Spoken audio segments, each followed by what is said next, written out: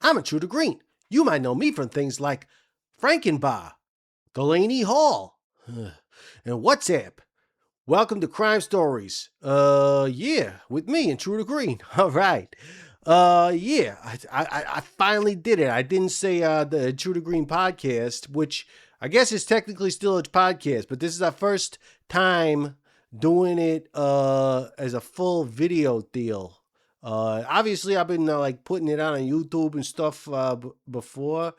I don't know. Maybe this will be on like Instagram or whatnot too. I fucking hate social media, so I don't know. But I like YouTube, and apparently, like we talked about it in this interview I'm about to do, where like everything's got to be a freaking video these days, and it's weirds me out, but it's the way it is, and like I mean, who wouldn't want to look at me all the time anyway, right, guys? All right. Yeah. So anyway, uh yeah, I I think the last one was quite a few months ago, and I really wanted to be cranking these out, but shit happens, and it didn't work out so good. That's part of why, like, I canceled the Patreon back in the day, because it's like I want to make promises and break them, but I don't want to do that to like people I actually care about, like people who want to give me money. All right. So anyway, I will say, if you guys want to support this show, I'll say it again at the end of the show, but you can always go to intrudergreen.com and like buy me a pizza or whatever. And like you can like and comment and stuff. I guess that helps, but I'm not trying to like make money on YouTube. I'm like far away from doing anything like that. It's just fun to talk to people and do all sorts of stuff like that. And speaking of talking to people, after the last podcast, I actually did get a call in finally. So we're gonna get into that right now, and here it is. Intruder Green, man, what's up, man? My name's Sean. I'm from Nashville. I saw you guys play Nashville twice, once with Big Fish, other time with Ramona. Just want to say, super glad to hear the podcast back, man. And fuck Ice. Love that you are an OG punk rocker, man. It just makes me feel even better about being such a big fan of you guys. Keep it up, bro. Super glad to hear the podcast back again. Fuck Spotify. You know what I mean? And I'm an Apple Music guy, so I listen to you guys on Apple Music all the time. Your backing vocals on the first Smash Intruder record are phenomenal. I know you guys did auto-tune later on. Who cares, man? It's fucking punk rock, right? So fuck that auto-tune shit. You know what I mean? You guys keep doing what you do. Hope to hear some new music soon. Hope Yellow's out of prison. Y'all do your thing. Love, peace.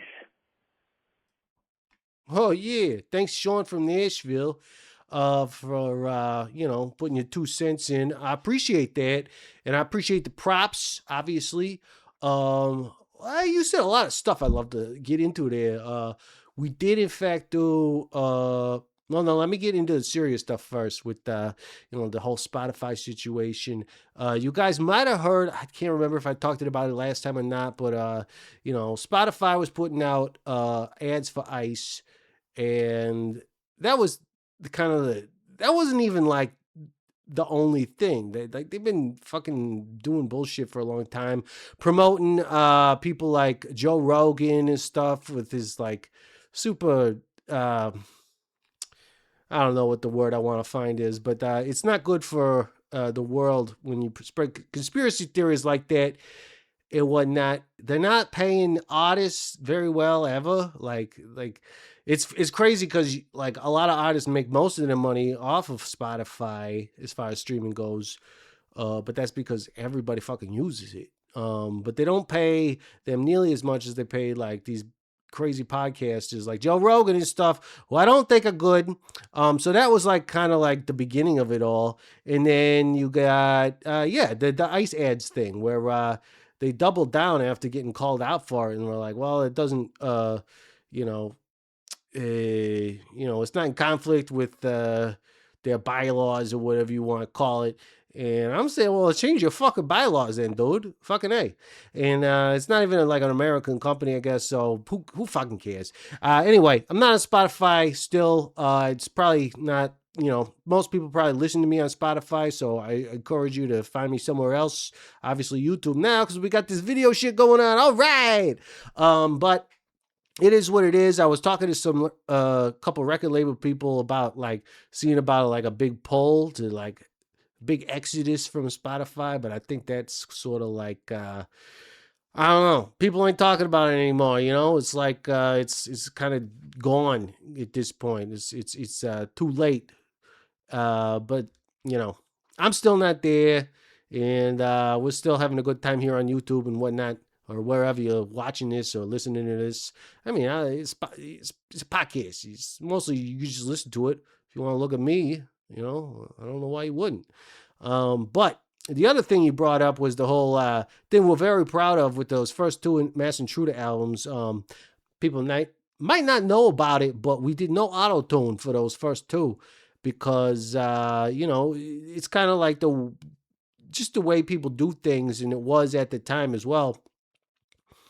And you know, I think Matt Allison, producers, just thought, well, you guys can actually sing, so like, let's see if we can do this. You know, he's, you know, we got to give a lot of credit to him because he is really into like authentic sounds. I don't know if you want to call it like acoustics or whatever, but really not using much digital stuff other than the fact that, you know, I probably were recording with Pro Tools or whatever. So it's all digital technically, but whenever you can get like actually good acoustic sounding stuff, you want to go for that. You want to like be able to like actually play, you know, the fucking notes on an instrument and use your voice to hit the notes properly and stuff, instead of like processing it to making it so you can like hit those notes, you know, in a fake way, in a processed way. I don't know what the hell I'm trying to say. You know what I'm trying to say though. You're not stupid. You know what I mean. And that's to say, you know, like, and that's to say, like, we did end up doing it later on because it just saves so much freaking time.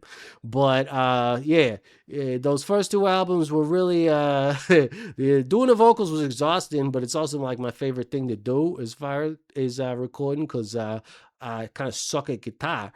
But, you know, vocals are fun. That's all I'll say about that. So again, thanks for calling in. If you want to get, you know, if you want to talk on the podcast and like give me a call or something, you can call on the Intruder Green call-in line at 1-608-535-9608. And I promise I won't answer, so you don't have to have a weird, awkward conversation with somebody you don't even really know. That's actually me. I don't know if it would be awkward for you. Could be awkward. Could be awkward for both of us. Could be cool for both of us. Maybe I should start answering. Nah, I'm not going to answer it. You know, you call in, you leave a message, and if it's cool, you know, I'll put you on a show. If it's not cool, I mean, I might put you on a show anyway and just be like, hey, fuck this guy, right? Anyway, the show today, this episode, I used to say like this week or this month, but now it's been several months. So I finally got to catch up with my boy Moose from the Brokedowns. And he's got a good ass crime story. I do want to get into some more serious crime stories, but I don't know. Every time I talk to somebody, they're always just like talking about, you know, this and that and the other thing, or like real stuff that they personally went through that's usually kind of funny. I don't know if this one's a funny one, but yeah, take a listen. Without further ado, on with the show. Hello, this is a prepaid collect call from Intruder Green, an inmate at the Durham Correctional Institution. This call is subject to recording and monitoring. To accept charges, press 1.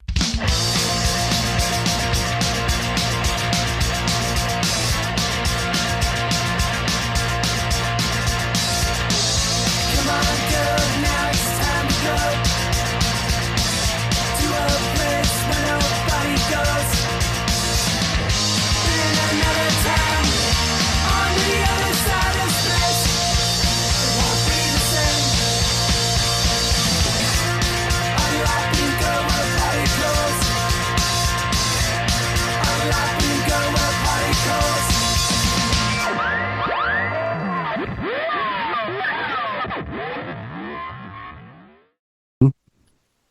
Hey, the announcement's been made. We're on the Intruder Green podcast with Moose.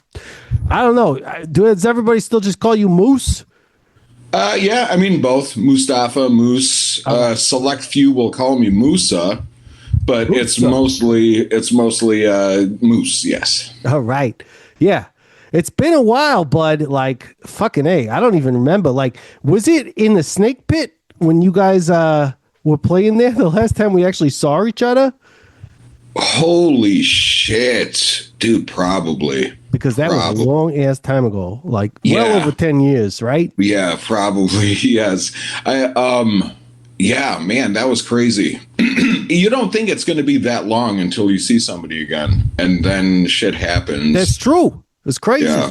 Super crazy. Very wild. How you been? Well, I've been doing all right, like hiding out and stuff. I'm working on yeah. Like I said earlier, I'm working on my setup here. I got all this new equipment and stuff that I, found or whatever. And yeah, that's right. And apparently I'm trying to get back. Well, I am trying to get back into the podcasting business or whatever, because apparently the people like make lots of money doing it. And but the funny thing is, it's like when people started doing podcasting, it was like because radio sucked, but they were like, oh, well, we can make audio that doesn't suck. And then it was like, oh, yeah, and it's nice to listen to just audio stuff because you don't have to you could listen to it while you're doing the dishes or some bullshit, And Which now everybody's like, wait, no, we need video to go with all of our podcasts. So now everybody's like recording Zoom calls and stuff. And that's why I'm doing it this way, because apparently people like to watch other people talk. I don't get it. I don't really, is my fucking, my shit's good.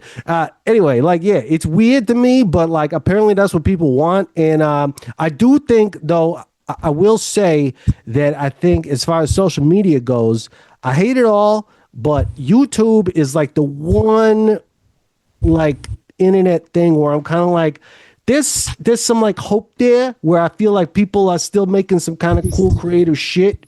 There's also a lot of fucking ridiculous garbage on there, but it could still be cool. So I'm it's a video medium, so I'm trying to go for it. But I feel you. Yeah, I listen to a shit ton of podcasts. I'm a very big podcast guy because that sounds very normal. I just almost need to have other people talking. You know what I mean? Oh yeah. Sometimes I just get I get too in my head, and then especially at work, sometimes I'm better to autopilot and listen to other people talk.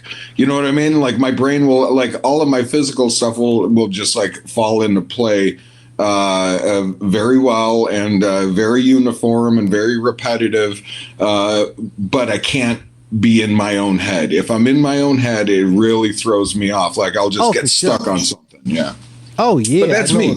Yeah. I hear you totally, dude. You're doing your daily stuff, and it's nice to just kind of pay attention to other stuff. My problem is I listen to too many political podcasts and stuff, and I'm oh yeah, dude, you can't. It's terrible.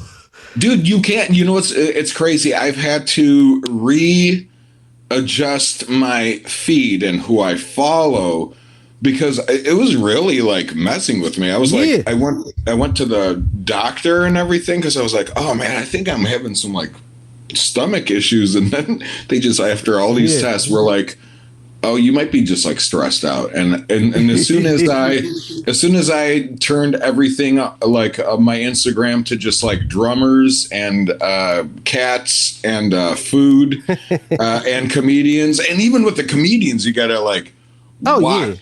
Because now that's all you can talk about. So yeah, well, that's the thing. With comedians, though, I think they kind of give it to you. They're giving you the shit you got to deal with, but they're kind of pre-digesting it for you in a way that you can kind of handle it and be oh yeah, totally. It's funny how everything sucks, Yeah, I almost have to if I catch the news just raw, I almost have to look and find like a comedian's take or, you know, whatever, like, because I'm like, how do I process this without just being absolutely mortified and terrified? Oh, for sure. Well, anyway, I'm liking the facial hair, by the way. You can probably tell I got something going on myself. That's a nice curly stash you got going on. You know, since this is a video medium, we might as well talk about, you know, appearances and whatnot. Are you waxing that? It looks real good. I am definitely. I just realized why people do this, because if you try to eat a burger or anything like that, you're eating yourself, and it's so fucking disgusting. Oh yeah, the having hair go into your mouth is so gross.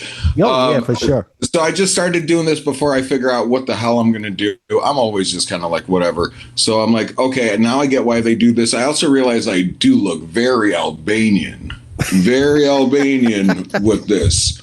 That could be. I believe it to be true. I don't know what Albanians look like exactly, but you know, if you were gonna like tell me that you are trying to, you know, I'm living over in East Germany, so like we get a good mix of like Eastern Europeans and Middle Easterners over here. Yeah, and so if you were gonna tell me you were going for any one of those, I'd be like, yeah, that's probably right. He's probably from there.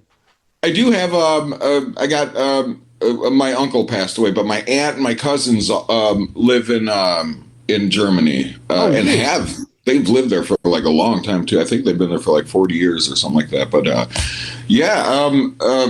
it's a nice. I just got to go to like Albania and Europe and the Balkans. Cool! And go visit a bunch of them, and it was just so crazy to be like driving and seeing a sign that says Greece, you know, however many kilometers, and you're like, what the fuck, dude? This is awesome. Europe rules. Hell yeah. It's a lot of fun when you can get around, when you got time to do it. I ain't got no time these days, but when I did, it was fucking great. You know, I was going to France and shit, like on a whim, you know? That rules. Yeah, absolutely. Oh, amazing. Anyway. Can't wait to go back. To get into the actual content of this fucking podcast that I do, it's crime stories with Intruder Green. So what I usually say is, crime stories, do you got any? But like, it's kind of this ongoing theme lately where I would ask that question, but there's also like the crime story that we can all sort of like talk about. So like, yeah, I don't know. We could talk about like a crime story or like the crime story. It's kind of up to you. I have like some crazy crime stories, and I've been like thinking, like I was like, okay, so which one should I talk about? I have one. It's one of those things where I'm like, how the fuck did I was so involved yet not involved at all. Okay. Those are always good. Yeah. Then you probably got away with some shit. And by the way, before we get into it, we haven't even like talked about how we know each other or whatnot. Like we're just clicking right back into like old times. But you're in a band called the Brokedowns, and you guys are fucking rad.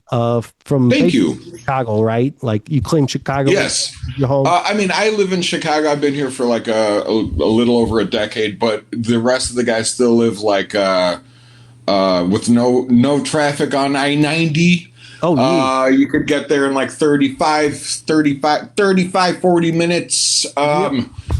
an hour when there is traffic. And those guys are still there.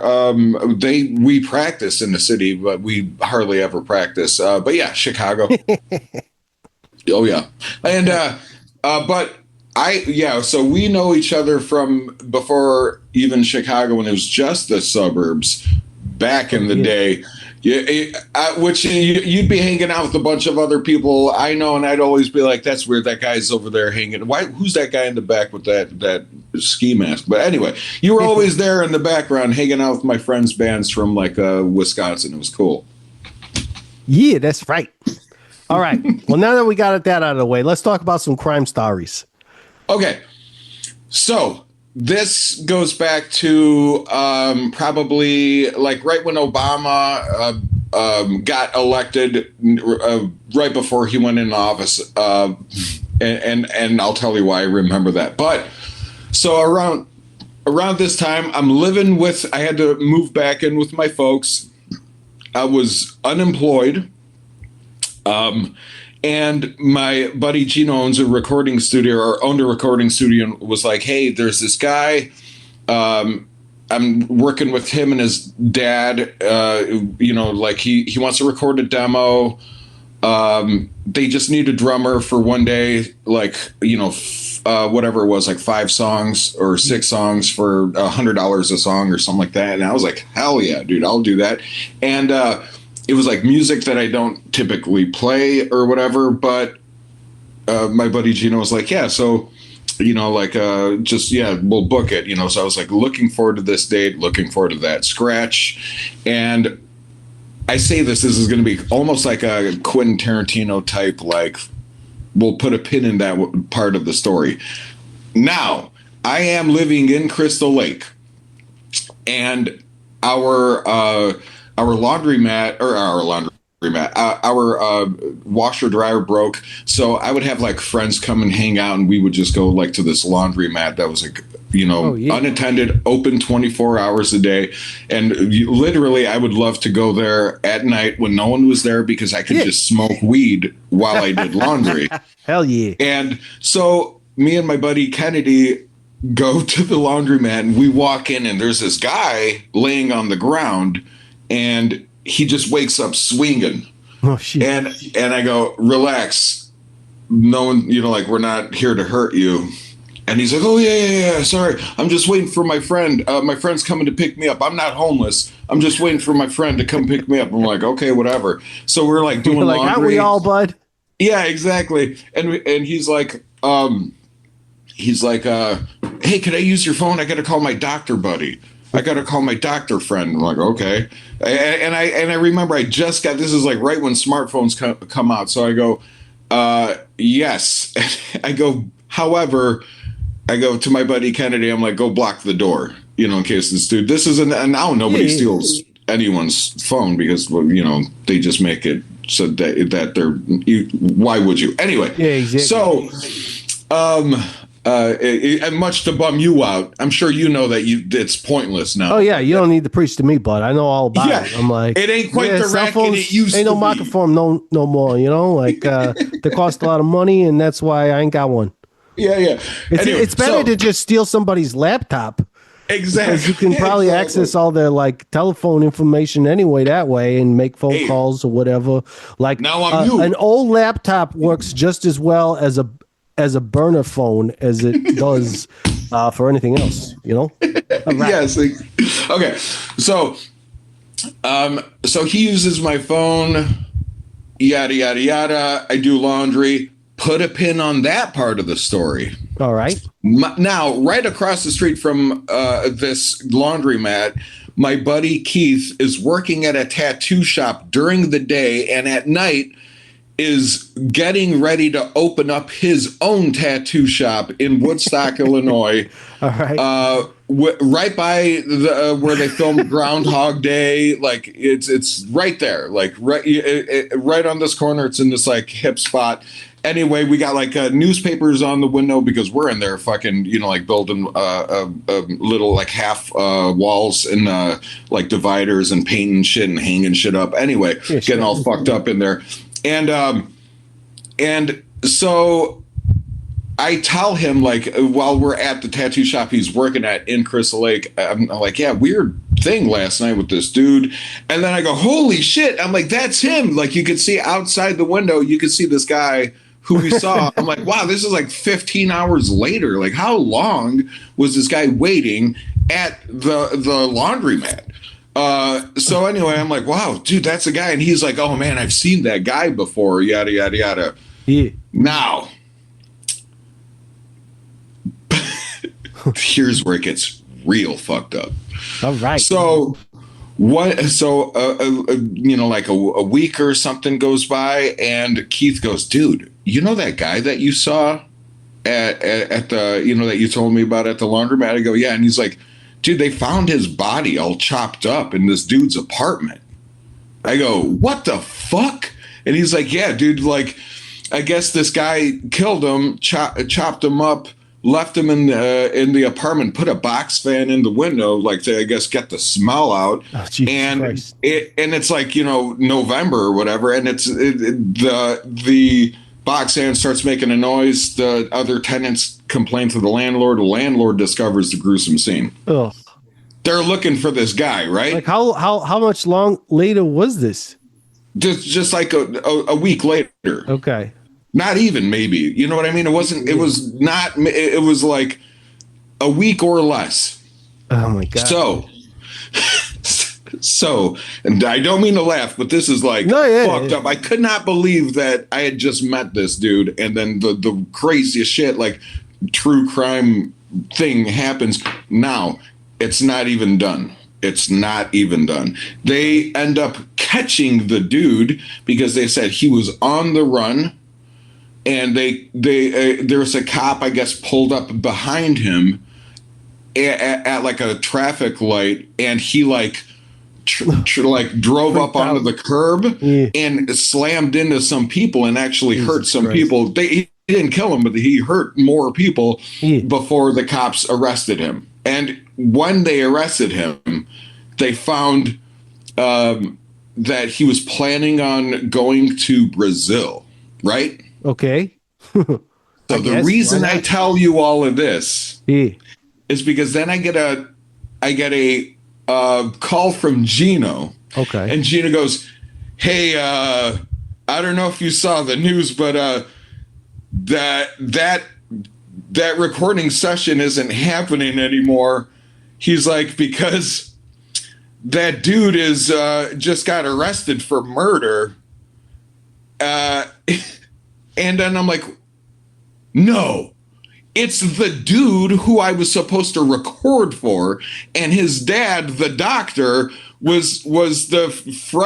had brought this dude in. Like, I guess he had helped his son get off of drugs earlier, and then claimed he owed him a favor. So he went to go live with this dude who I was supposed to record with. But like, here's the thing: before anyone died, before I even met this dude that got killed, Gina goes, yeah, so yada, yada, yada. Here's a recording date. What's going to happen is he's going to, before this recording date, he's going to Nashville to go pick up a guitar player. And then they're going to go to Brazil to pick up a bass player, bring him back to this recording session. From Chicago to Brazil. So he was not escaping murdering this guy. He was like business. He was just like, usual. Whatever that happened, now I'm gonna go do the recording thing. Yeah, he like thought that he would probably just get away with it, and then turns out like this dude had a history of like writing serial killers in prison and shit like that, and like there's like photos of him like on his MySpace page, because of course that's how long ago it was, where he's with his friends, but he's doing like the finger guns to like people's heads and shit like that. Wild guy. He's still locked up, leaving his name out of it. But it didn't even end there.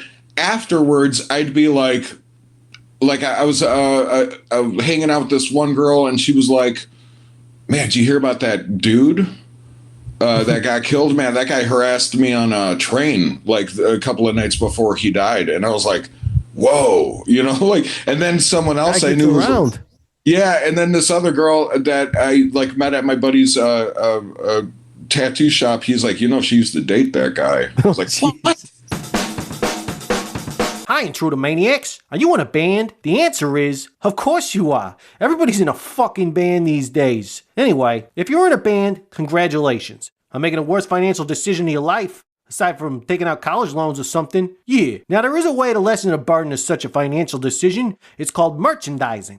And Stupid Rap Merch Company is all ready to meet your merchandising needs. You want some t-shirts? Got a tight deadline you need them printed on? And because you booked a tour less than a month out and you didn't get canceled like everybody else's tours did? How about a bunch of weird random trinkets like keychains, medallions, and what about koozies? You know, like everybody likes koozies. Koozies are great because they keep your drink cold and your hand warm, or vice versa, depending on what you're drinking. Stupid Red Merch Company can get all these made for you. Stupid Red Merch Company is an in-house artist who can help you with your designs of stuff. They're still a small enough company that they pay special attention to you and your special needs, because, you know, everybody's got special needs. Like, you know, you probably mostly. And they even got a web store. That's where the real magic is. You go on tour and you sell your stuff, but chances are you're going to have some left over, or some fans are going to feel like left out because they didn't have enough money to buy something at your show. So they go on to stupidredmerch.com and find stuff from your band on there. They'll take care of all your production and shipping fulfillment needs. So go ahead, go on to Stupid Red Merch Company's web store right now and check out all the tight bands that are already on there. They got a bunch of them, like got the Bomb Pops and like the Bad Cop and stuff. It's all good. All sorts of cool swag. And right now, if you go on there and at checkout you use the code PRISON, you can get 15% off all of the Stupid Red Merch branded apparel at stupidredmerch.com. Go check it out. stupidredmerch.com.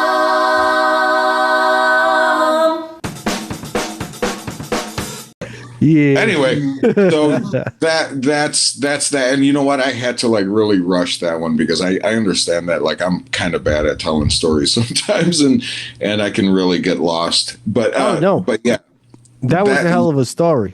That was crazy as hell, right? Yeah, a great crime story. I appreciate it.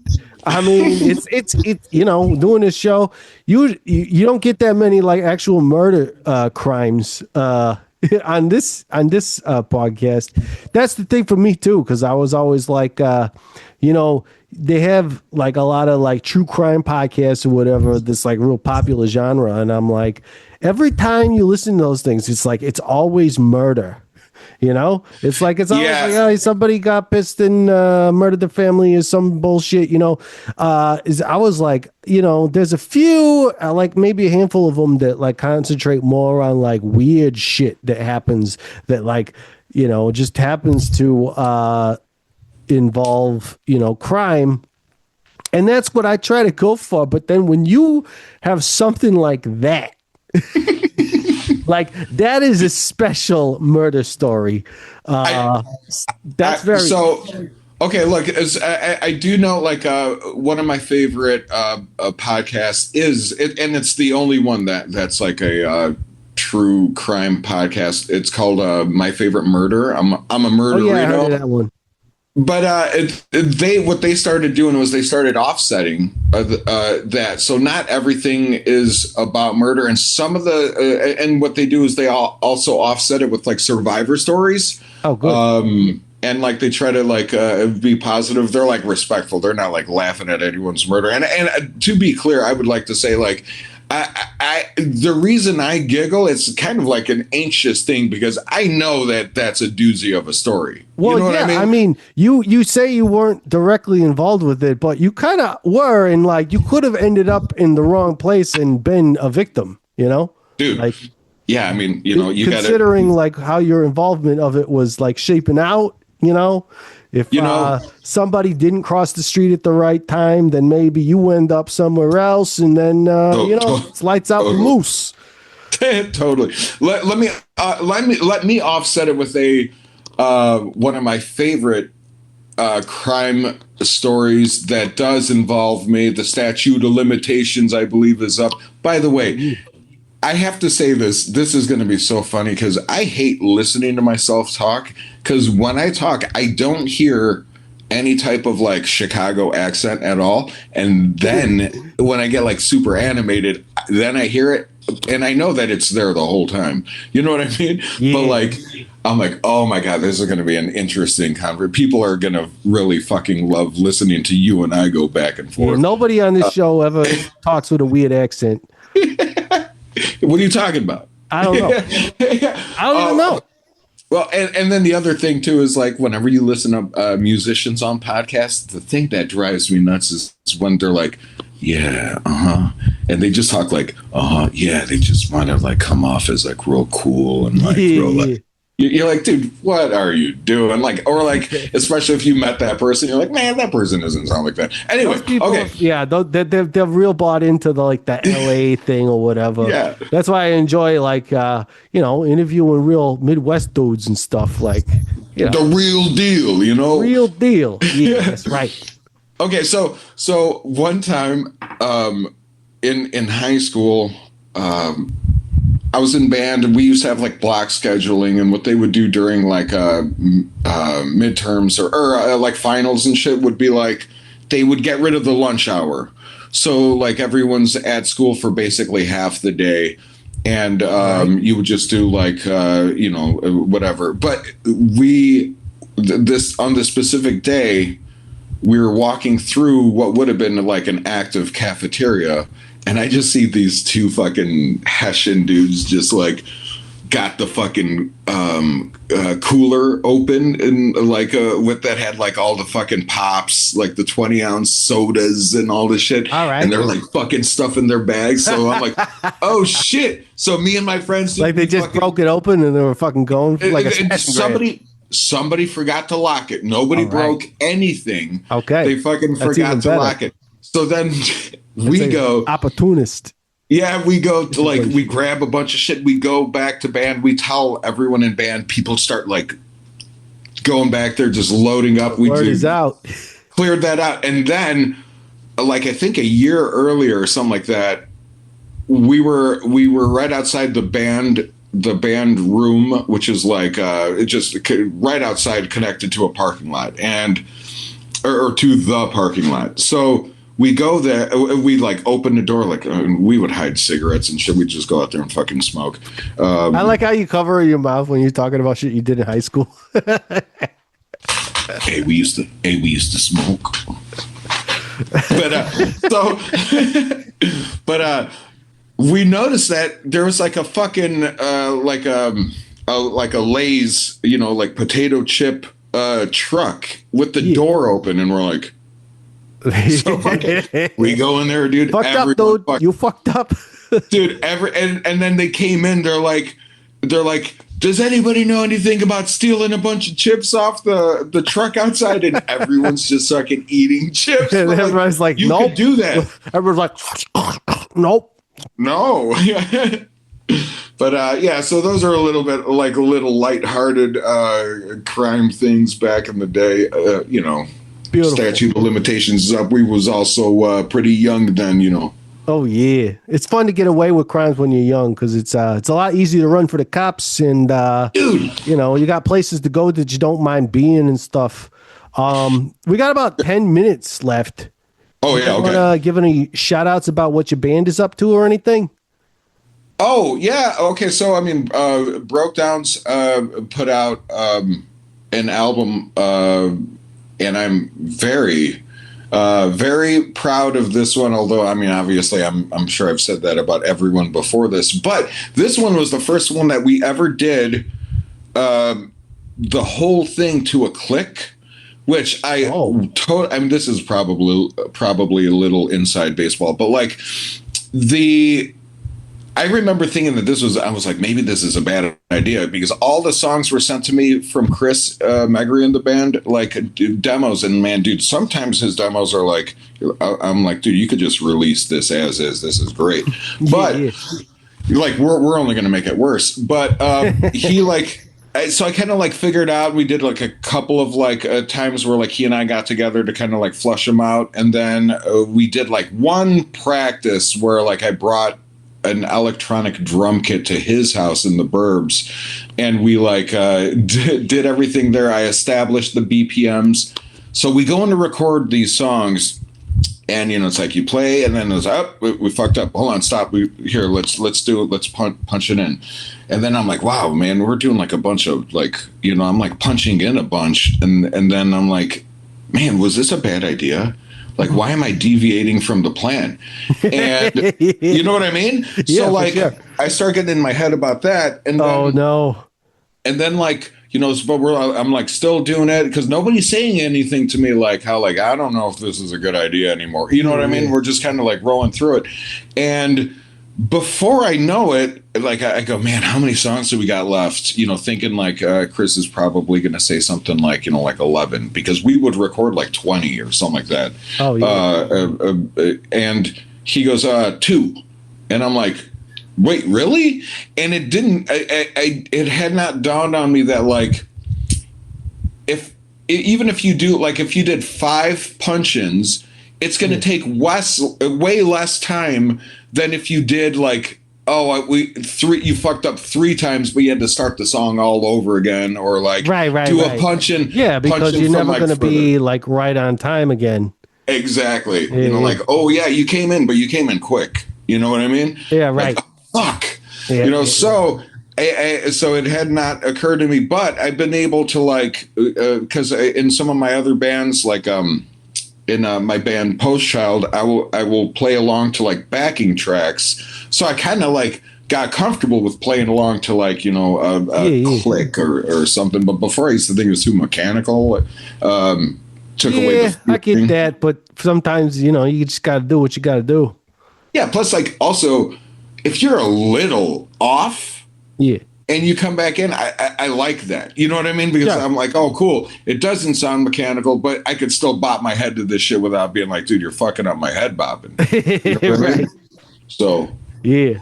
Well, that's cool. I mean, I think me and at least Red, as well as other people in the scene, have always considered you a pretty great drummer. So, like, it's interesting to know that you never really played through a click before, or at least as far as recording and stuff.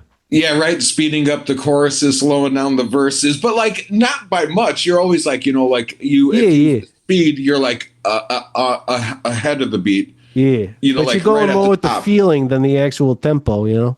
Totally. So is that out on going to be?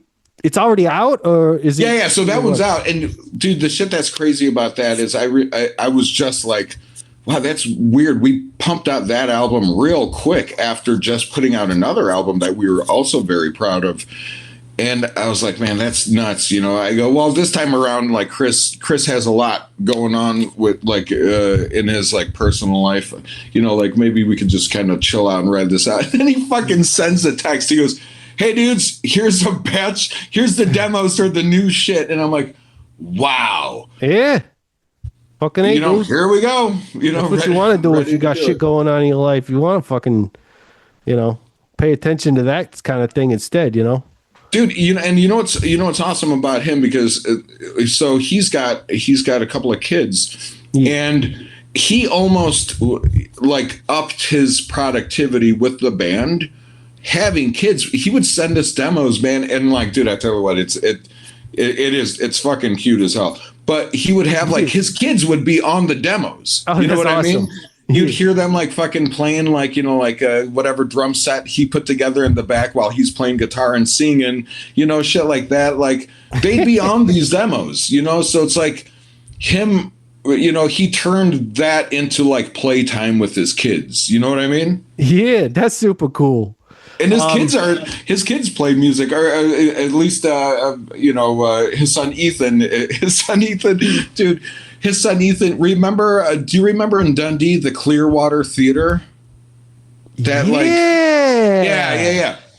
Yeah, so that place. They got a new name, they started booking shows or whatever, and like, dude, Chris's son Ethan was like, hey, yeah, my band's playing a show over at the Rock House at Clearwater, and he's like, what? And he's like, what are you talking about? And he showed him the email correspondence, like, and it's just like these little kids, like, hey, could our band play a show? And the guy's like, yeah, do you guys play covers or originals? And they're like, both.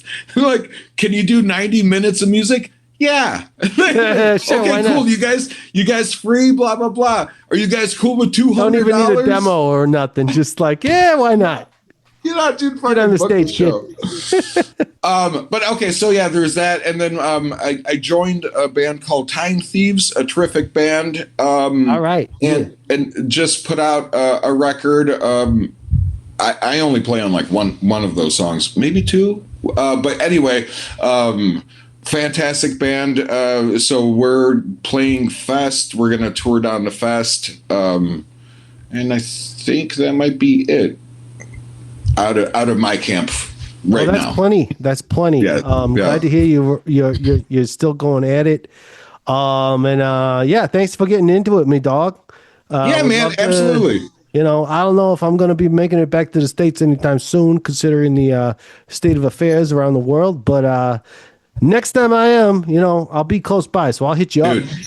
Dude, let me make you guys a pizza. You come see me. That. Oh, we could do a collab. We could do a collab. You could design the pizza, the slice of the day. Oh, hell yeah. Hell yeah. I would love to do that. Let's do it. Fucking A, dude. All right. Now you gotta come. What's that? Now you gotta come to the States. Well, there's a whole lot of stuff about like maybe not being able to vote by mail and stuff. So I might have to come back in November because, believe it or not, Intruder Green still has the right to vote in America unless, certain people have their say. Totally. So I'm going to make sure that that happens. But yeah, either way, I'll be seeing you soon. And I'm fucking hungry for some pizza now that you mentioned it. All right, buddy. All right. Definitely. Love you, Moose. Love you too, man. Talk to you later. Later. And that's it for the crime stories with Intruder Green. You can hit me up on our socials, just at intrudergreen.com if you want to do that. The Intruder Green call-in line, once again, is +1 608 535 9608. The Intruder Green podcast, Crime Stories with Intruder Green, is produced by Colin Bennett, hair and makeup by Genevieve Smith, set design by Dylan and CeCe Rama, catering Matthew Hendershot, Matilda and Josephine Witter, and my spirit animals, lighting Squeak Lights, Rahway, New Jersey, and our theme song is Particles by Tight Bros. Doing super fucking stupid, Intruder Green. Yeah. Good night and good luck, motherfuckers.